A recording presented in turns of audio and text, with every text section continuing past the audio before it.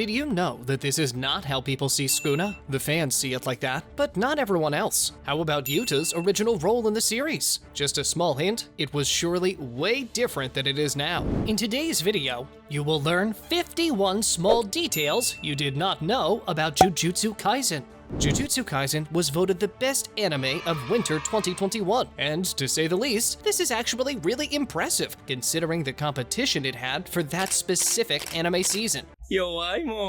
Attack on Titan Season 4 was also airing at that time, which was actually the most in-demand show in the entire planet at that specific period, according to researchers. Other popular examples include Wonder Egg Priority, Dr. Stone, Mushoku Tensei, and that time I got reincarnated as a slime. But Jujutsu Kaisen beat them all. People's love for Jujutsu Kaisen can be seen from many more things. Fans love speaking about it in online forums, dress and cosplay as Jujutsu Kaisen characters. But perhaps the most prime example of its popularity is the fact that Jujutsu Kaisen ranked the most manga sales for 2021, reaching over 31 million copies worldwide, leaving Demon Slayer in second place with 29.5 million copies. The Jujutsu Kaisen manga actually received a 400% increase in popularity just 1 year after its release. Jujutsu Kaisen 0 was a huge success, having already generated over $196 million. The Demon Slayer movie, Mugen Train, held the #1 spot for the most revenue generated during the first day of release, until Jujutsu Kaisen 0 broke that record too.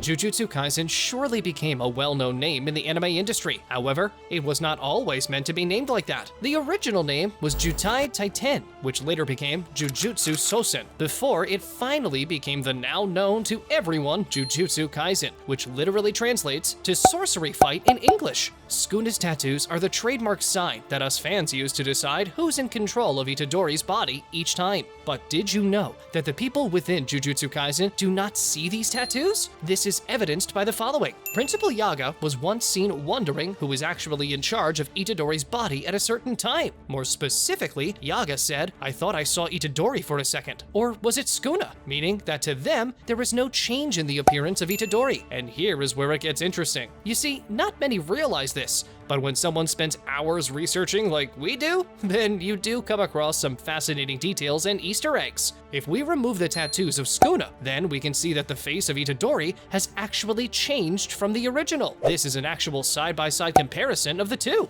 Sukuna is arguably one of the best and most well-written villains in anime. Badass, mysterious, and highly overpowered. But did you know how Sukuna came to be? Gege stated that he was inspired from an urban legend that he kept up with on the internet when he was younger, since this trend was very popular with his generation. Despite that, Sukuna's character isn't based on any established or traditional lore, basically making Sukuna just a blend of aspects from occult forums and message boards from the 2000s. Speaking of Sukuna, it was stated that the goal of the villains of Jujutsu Kaisen is not to conquer, but actually completely destroy humanity. New gen anime receiving inspiration from the big three is nothing really new. It comes as no surprise considering that these shows dominated the anime and manga world for decades. Jujutsu Kaisen is no exception, as certain elements and characters are inspired from the big three. Many people claim that Gojo Satoru was inspired by Kakashi from the Naruto series, although we do not deny the resemblance in some points, like the hair color and the eye color. A more accurate parallel would be Urahara Kisuke from Bleach. You see,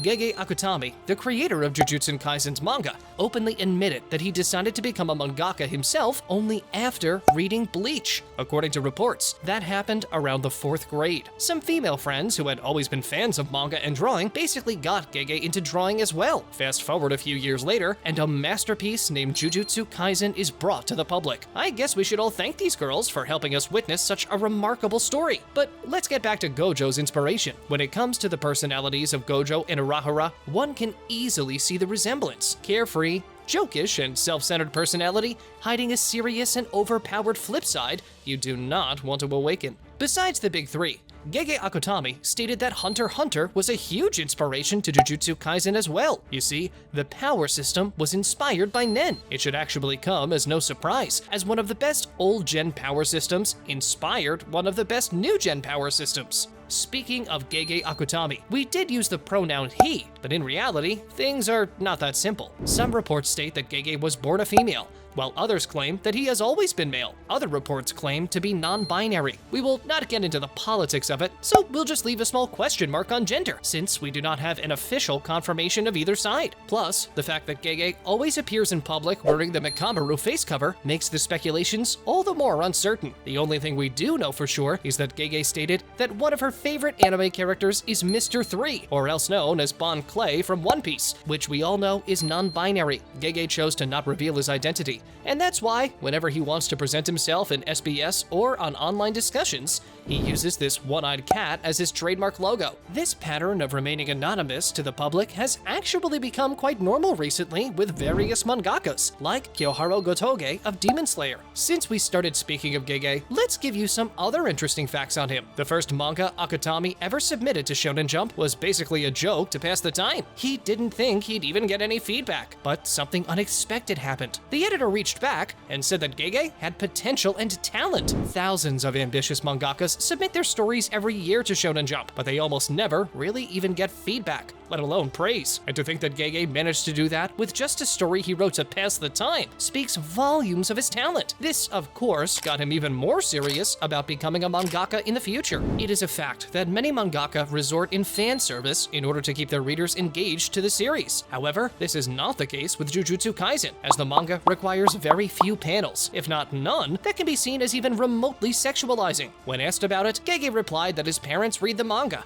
so he would be too embarrassed to do such a thing. Gege Akutami stated that he really enjoys horror stories. No worries, we'll not spoil non-manga readers, but anyone that has read the manga pretty much realizes that this statement alone explains a lot. Gege basically woke up one day and said that he will make his main character suffer for 3 straight arcs. Again, no spoilers, but just a small warning for the non-manga readers. There are characters you might not want to become too attached to. Gege already pulled one on us with Junpei. They made sure to give him plenty of screen time in the opening just to give us fake hopes. And then Gege went straight on to have Mahito kill him. If that's not pure evil, I don't know what is. Speaking of Junpei, does this form of his ring any bells to you? Maybe like a character from your childhood. You see, Mahito is a huge fan of Phineas and Ferb, and hence he decided to turn Junpei into a creature that apparently looks like Perry the Platypus. If you think we're joking, we're not. This was 100% confirmed. Talk about a dark sense of humor. On to Yuji Itadori. Did you know that Gege stated that he has not yet decided what his future holds for him? This is of course not the case for other characters like Megumi, which Gege stated that he has everything planned about his future. His full name, Itadori Yuji, derives from the word Itadori, which is a plant that can be used medicinally to help people heal, and Yuji, the name of one of Akutami-sensei's old classmates. Yuji has a superhuman strength that he possessed even before consuming Sukuna's fingers, or even getting to understand and control cursed energy. To top it all off, Itadori is now also immune to all poisons as a result of Sukuna. I mean, if he can consume the deadliest curse in the entire world without having to be hospitalized, what could mere poison do to him in the first place?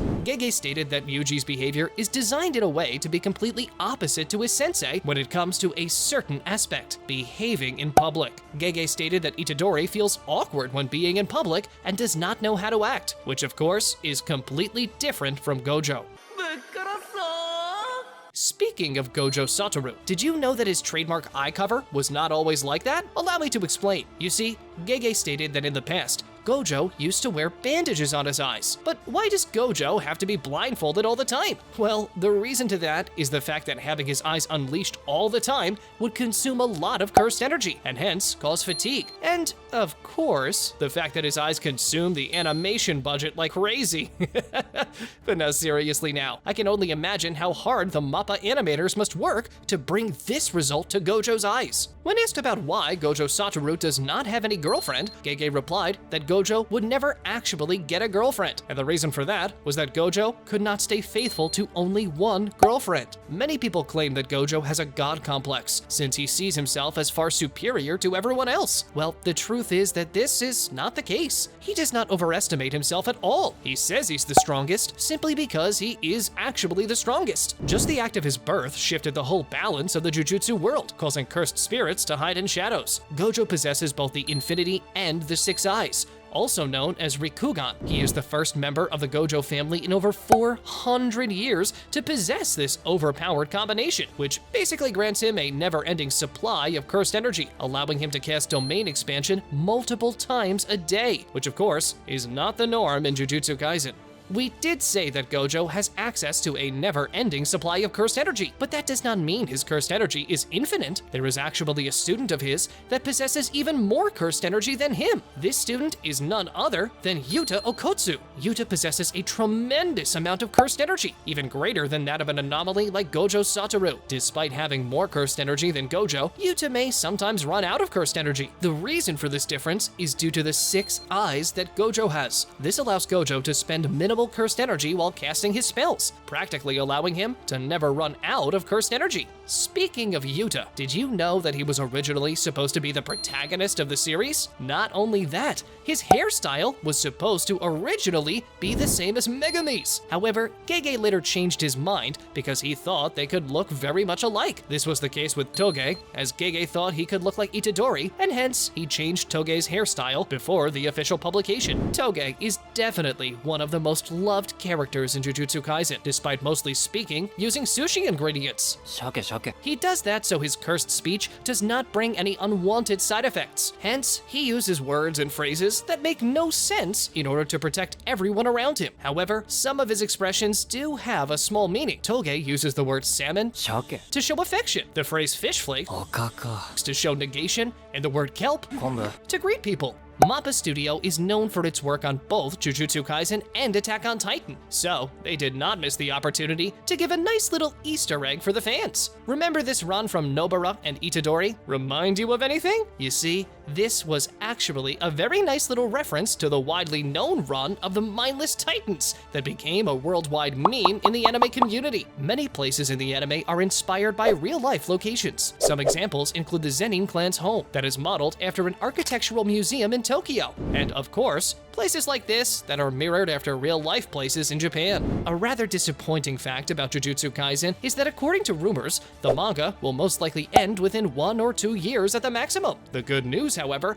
is that there are already 2 light novels in production for anyone hungry for more Jujutsu Kaisen content. One of the best moments in anime is when fans recognize the voice actor of an anime character that had previously voiced another loved character. So let's present some of them. Gojo Satoru shares the same Japanese voice actor with Hawks from My Hero Academia. Sukuna shares the same voice actor with Yami from Black Clover, Grimjaw from Bleach, and Eraserhead from My Hero Academia. Yuji shares the same voice actor with Fugo from JoJo, Mei with Boa Hancock from One Piece, Geto with Tomioka from Demon Slayer, Noritoshi Kamo with Rengoku from Demon Slayer, Jogo with Buggy from One Piece, Mahito with Yuno from Black Clover, and of course, Nanami Kento with Ishiki Otsutsuki from Boruto. The voice casting of Jujutsu Kaisen is surely excellent. Since you made it this far in the video, consider clicking the subscribe button, and go ahead and check these videos as well.